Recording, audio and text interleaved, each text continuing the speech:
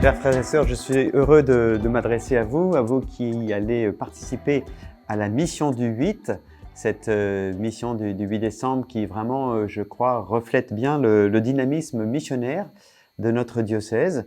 Pour moi, ça sera la première fois, puisque vous vous souvenez, j'ai été installé le 20 décembre de l'an dernier. Cette mission qui est l'occasion finalement de rencontrer des personnes que nous ne connaissons pas et qui ne partagent pas forcément notre foi. Alors, on m'a demandé de vous dire un petit peu quelques mots sur cette façon un peu peut-être un peu nouvelle de témoigner d'une annonce parfois explicite de notre foi auprès de personnes que nous ne connaissons pas. Peut-être parmi vous, certaines personnes ont tout à fait l'habitude de ce genre d'expérience. Pour d'autres, c'est peut-être moins, il y a peut-être un petit peu des peurs, un peu d'inconnu, des interrogations, peut-être des doutes aussi, de se dire, au fond, est-ce qu'on est habilité à témoigner de notre foi? Alors, je dirais la première chose, peut-être, c'est la première étape, c'est de réveiller et aussi peut-être de purifier notre désir d'évangéliser. Si nous évangélisons, d'abord c'est une réponse à la demande de Jésus, puisque vous savez, Jésus nous dit très clairement « Allez de toutes les nations, faites des disciples ». Donc nous répondons à cette demande de Jésus, mais c'est aussi lié à un désir qui est en nous. En fait, on se rend compte que plus notre foi s'approfondit, plus nous grandissons dans la connaissance du Christ, de qui il est pour nous, comment il est présent dans notre vie, mais aussi de qui il est pour le monde. Au fond, plus on approfondit le mystère du Christ sauveur, et bien plus nous avons le désir d'évangéliser. Alors c'est vrai, il faut bien reconnaître qu'on peut avoir une foi authentique, mais avec un désir finalement assez faible d'évangéliser. Pourquoi? Parce que parfois ce désir est comme endormi en nous, parce que on a peut-être pris l'habitude de vivre notre foi en solo. Voilà, on pense que finalement la foi c'est quelque chose de purement personnel, et puis aussi parce qu'on peut être parfois influencé par, je dirais, le relativisme ambiant qui nous fait dire après tout, moi j'ai ma foi, toi tu as ta foi, chacun sa religion.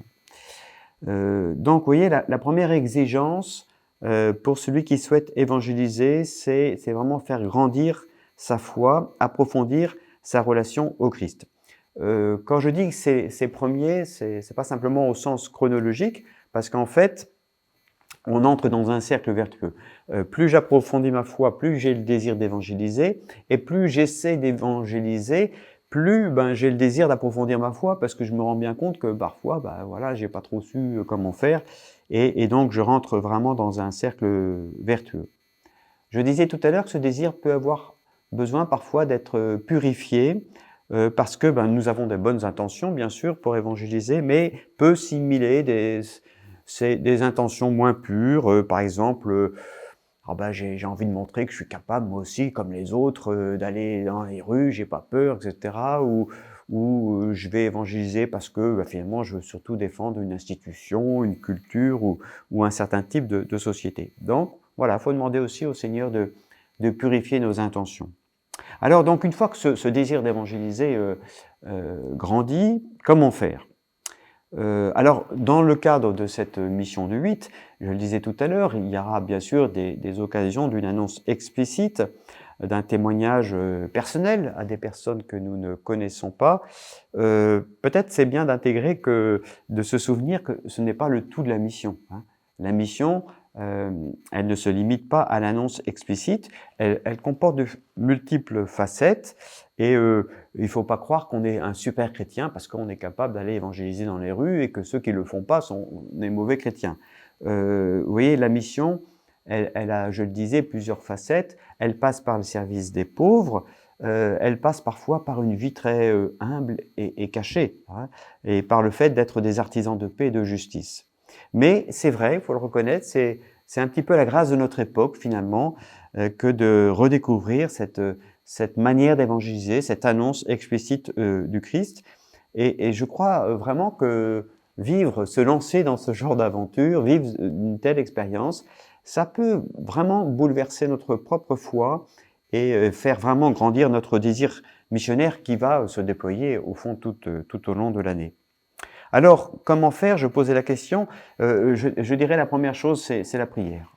Il n'y a pas d'évangélisation sans prière, puisqu'il s'agit vraiment de partir de notre relation personnelle au Christ. Il faut prier avant, pendant, après. Il faut se nourrir de la parole de Dieu. Il faut avoir, je dirais aussi, des soutiens prières. Vous savez, dans l'Ancien Testament, on voit Moïse qui est sur la montagne, qui est en prière pendant que le peuple dans la plaine combat les ennemis. Eh bien, quand on part dans la rue, c'est bon d'avoir des gens qui prient pour nous. Donc, nous-mêmes de préparer dans la prière, mais aussi d'être soutenus par la prière d'autres personnes. C'est pas une démarche individuelle, donc quand on fait ça, il faut s'y préparer. On se prépare dans le cadre d'un groupe, d'une communauté paroissiale ou religieuse, une aumônerie, etc. Et puis dans ce genre de mission, eh bien, nous sommes envoyés 2 par 2. Comme dans l'Évangile. Vous savez que dans l'Évangile, Jésus envoie ses disciples 2 par 2. D'abord, ça permet de ne pas être seul, et puis ça nous oblige à rechercher l'unité. Voilà, on est à 2, il faut vivre la charité entre nous, et c'est déjà un témoignage. Et en plus, on se soutient mutuellement. En particulier, quand l'un parle, l'autre prie, etc. Ce qui est très important, je pense, dans l'évangélisation de rue, un peu directe, c'est la posture. Vous savez, dans l'Évangile, Jésus nous envoie ses disciples sans argent, sans tunique de rechange, au fond comme des pauvres. Donc ça veut dire que on n'arrive pas en se croyant tout à fait au point, inébranlable, ayant réponse à tout. On arrive comme des pauvres, des mendiants de la grâce, parce qu'on sait bien que sans le Seigneur, on ne peut pas évangéliser.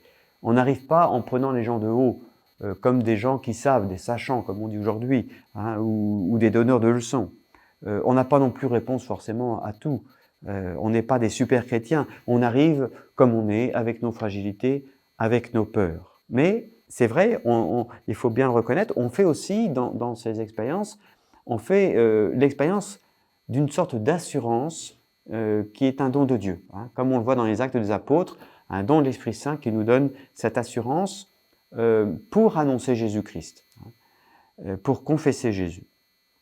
Alors, au début, eh bien, évidemment, il faut pouvoir rentrer en contact avec les personnes. C'est important d'avoir une accroche. Alors ça, il y a diverses solutions. Ça peut être inviter les gens à un spectacle, ça peut être ou un jeu scénique, une veillée de prière, que sais-je.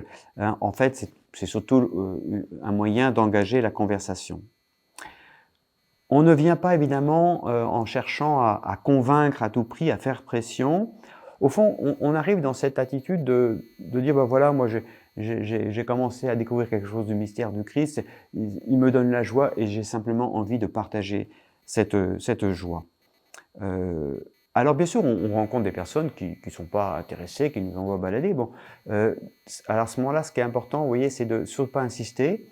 On est dans la gratuité, on n'a rien à vendre.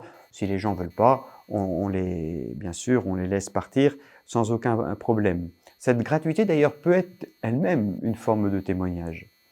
Alors souvent, quand la conversation s'engage, on voit des gens très souvent qui vont parler d'eux au début, qui vont dire, par exemple, vous savez, moi, de toute façon, moi, je ne suis pas croyant, ou je suis agnostique, ou au contraire, moi, je suis très croyant, j'ai fait mes communions, etc.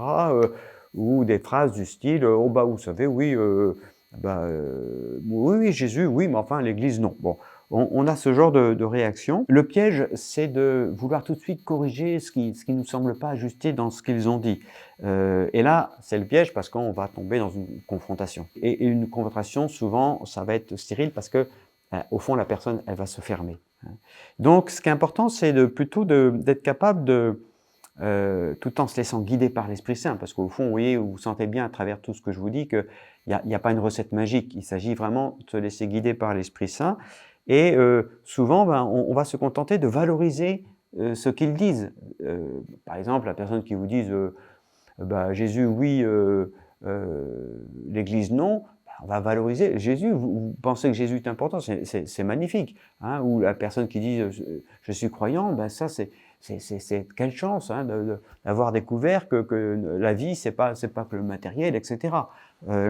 Ou même quelqu'un qui vous dit moi je suis pas croyant mais je suis humaniste, je prends soin des personnes, voilà, c'est magnifique. Bon, vous voyez, valoriser ce qu'ils disent.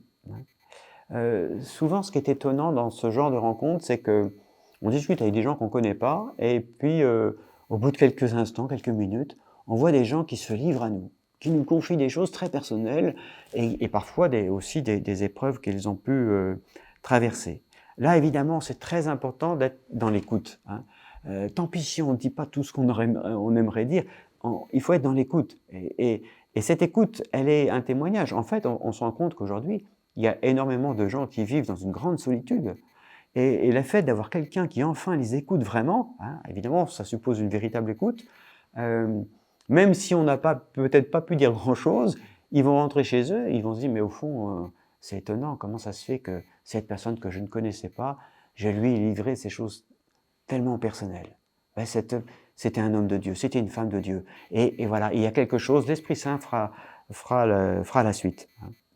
Donc, je vous le disais, il ne faut pas tomber dans le piège d'une confrontation d'arguments qui peut être stérile, mais ça n'exclut pas évidemment la possibilité, je dirais, d'apporter quelques lumières sur des sujets qui peuvent être des obstacles sur un chemin de foi.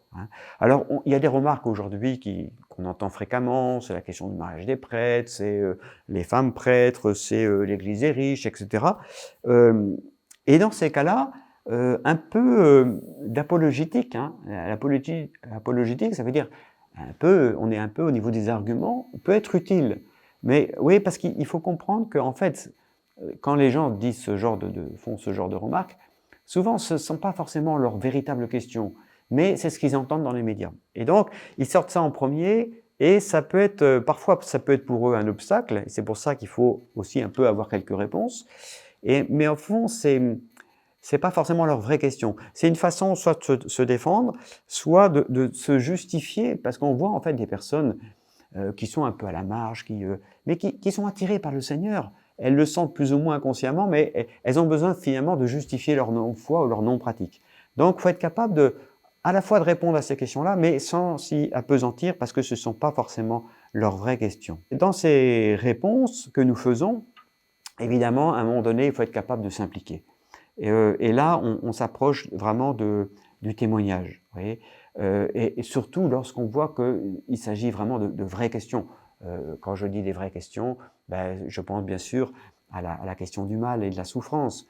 Et là aussi, on sent bien parfois que pour le coup, ça touche à leur vécu, ça masque cette question, et c'est là où il faut être capable aussi de les laisser parler. Au fond, ça masque une véritable blessure qu'ils portent en eux-mêmes. Et donc, dans ce cas-là, eh bien, il faut être d'abord dans l'écoute, et puis à un moment donné, on va s'impliquer, ça veut dire on va donner notre témoignage. Vous voyez, l'avantage du témoignage, c'est qu'on n'est plus dans une confrontation, on n'est plus dans un face-à-face, tu dis ça, moi je dis ça, on essaye de se convaincre, non. Le témoignage, au fond, on parle de soi, ou plutôt on parle de Jésus, mais à partir de soi. C'est-à-dire que c'est un peu comme Jean-Baptiste, vous savez, qui dit « Voici l'agneau de Dieu ». Donc là, on n'est plus tourné face à la personne pour essayer de la convaincre. On dit voilà qui est Jésus pour moi, comment il est présent dans ma vie. Moi qui suis, je suis pas meilleur que les autres, je suis un pauvre pécheur comme tout le monde. Mais voilà comment le Seigneur m'a fait miséricorde. Voilà comment il me console dans mes épreuves, comment il m'interpelle, comment il me bouge, etc. Vous voyez, donc c'est vraiment là, on est dans l'ordre du témoignage. Et l'important, bien sûr, dans ces cas-là, c'est d'être authentique. Il ne faut pas faire semblant, il ne faut pas chercher à vouloir donner le super témoignage spectaculaire, j'ai été le pire des pécheurs, maintenant Jésus a tout. Bon, parfois on sent qu'il y a des témoignages qui sonnent un peu faux. Il faut vraiment être authentique. On n'a pas besoin d'être un saint pour témoigner du Christ. Mais voilà, on dit, voilà, le Seigneur m'a rejoint, moi qui suis un pauvre pécheur, je vois bien que j'ai encore bien du chemin à faire, mais voilà, il me donne la joie, il me fait avancer, et j'essaye, malgré mes faiblesses, de le suivre. Après, ce qui peut être important, ça va être un moment de relecture, c'est-à-dire qu'on va, après la mission, prendre le temps pour voir ce qui s'est passé, comment le Seigneur a pu passer à travers nous, comment on l'a laissé passer, ou au contraire, comment dans certains moments on a fait obstacle, on se rend compte que voilà, j'ai été trop bavard, j'ai voulu absolument convaincre de ceci, cela. Donc relire, mais surtout au fond pour rendre grâce à Dieu, comme le faisait saint Paul, qui rendait grâce d'avoir vu l'Esprit Saint à l'œuvre. Voilà, donc je vous le disais tout à l'heure, L'annonce explicite n'est pas le tout de la mission. Et si je vous encourage vraiment à participer à cette mission du 8, je vous invite aussi et surtout à vous laisser éclairer, guider par l'Esprit Saint tout au long de l'année pour que nous soyons des témoins là où nous vivons, auprès de ceux que nous côtoyons. Ils sont nombreux aujourd'hui à ne pas connaître le Christ. Peut-être aussi particulièrement auprès des plus pauvres, car les plus pauvres, ils ont droit à la bonne nouvelle, mais le Christ est aussi présent d'une façon toute particulière en eux, et le fait de nous approcher d'eux nous transforme. Voilà, bonne mission!